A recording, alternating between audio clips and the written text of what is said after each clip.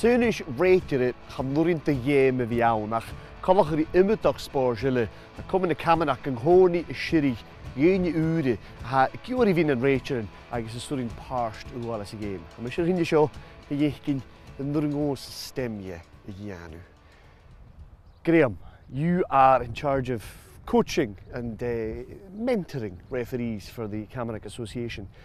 You always need more referees, don't you, for the game? Absolutely. We're always looking for the right type of people who want to give something back to the game, especially, you know, senior players who have had a lot of enjoyment out of the game.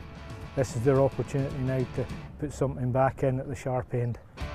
Femi hullu rated ur, Giach and Ian, ever so Jarag, developed foot gilliores on a game millianting. A security Kujokami rated and ledge in his wood, the Clachgig and Diachin, maar Lachtosh, Reunion. Hey, Dennis. How you get that? I'm not sure I did the full 15 minutes here at all, but how important is fitness to a Shinty referee?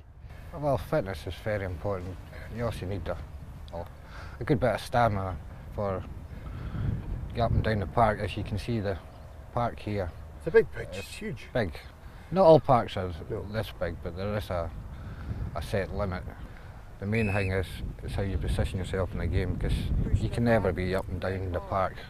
You'll be like a headless chicken kind of thing, you know. But I suppose positioning doesn't mean though standing at the centre spot. No, it's how you read the game itself. You've got to read the game like a player as well. You know, I play the game so you know roughly how to position yourself and stuff like that. Fusik toshach ye game has siach rated a kuttermach. This is where it all begins, Derek. The throw up to start the game at the beginning and at half time and after each goal. Innes, as the referee, will have to throw the ball up in the middle between the players, roughly about 12 feet in the air. Things that he's also got to look out for when he throws it up is that the players don't jump off the ground, that any of the other players are outside the white circle. Okay, and probably the most important thing for a referee is to make sure he doesn't get hit. So this is penalty? Yes, we've got a penalty, always a contentious decision in the game, but the referee's made the right decision this time, so we're fine. When he's taken the penalty, things that Innes will be looking out for is that the ball is on the right spot. All the other players, apart from the penalty taker, are outside the D. So nobody encroaches into the D as the penalty's been taken. The referee's also got to watch for the goalkeeper to make sure he stays on his line. Hopefully the goal judge, who would be standing beside the goal, will watch the goalkeeper closely.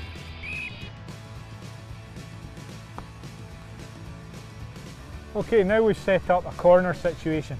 Again, the referee's most important thing is his positioning so he gets a good field of view.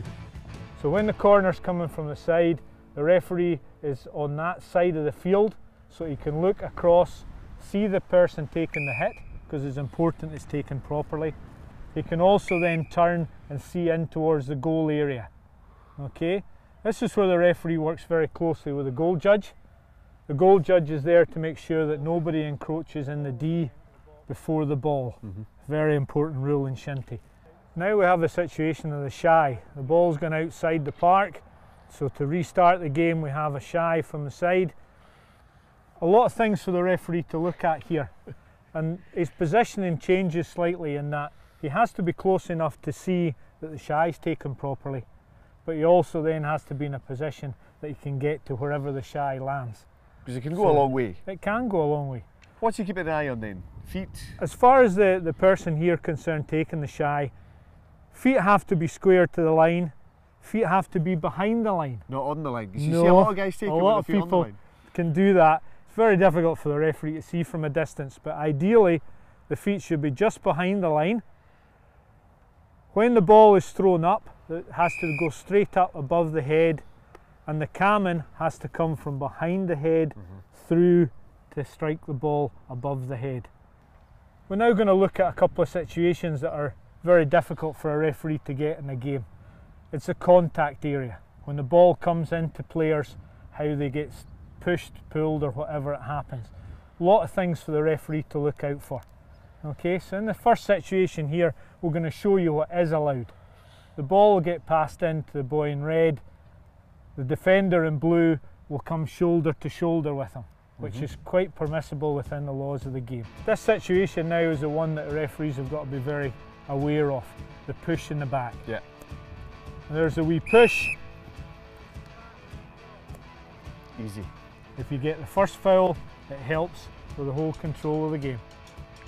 One of the most difficult situations a referee comes up against in the contact area is when are people swinging dangerously and when are they swinging for the ball. Yeah.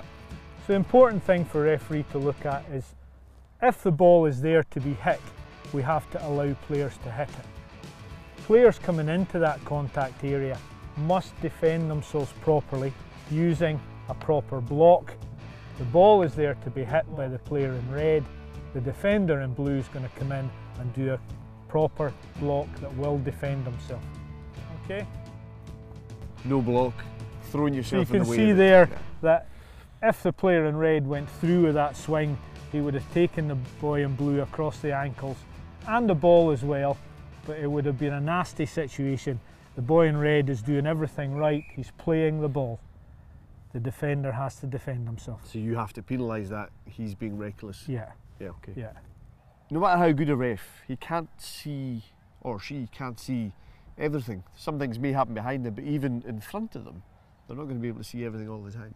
Absolutely. It would be good if the players and the spectators realised that on occasion the referee cannot see everything. Situation here, these guys could be up to all sorts. The referee can see quite clearly until somebody steps into the way.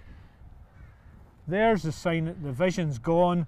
The referee can't be sure what's happening, so he has to readjust his position. In that fraction of a second as he readjusts his position, that's when a foul could happen. So in terms of being a referee, then, what are the three, I mean, we saw various scenarios here, sort of fitness test and things like that, but what are the two or three most important things about being a referee or about the process of becoming a referee? It's important that you understand the game, understand how to manage the game, and be fit enough to do that. So you put me through my paces a wee bit, but I wouldn't say that I'm ready to step in and become a referee. No, you've had a nice taster of it. I hope after today you actually understand what a referee has to think about, which is important. And even though you've only just started today, with a couple of hours we could soon get you ready for a first game. We'll see about that. I'm not so sure myself. Thank you very much. You've been more than welcome.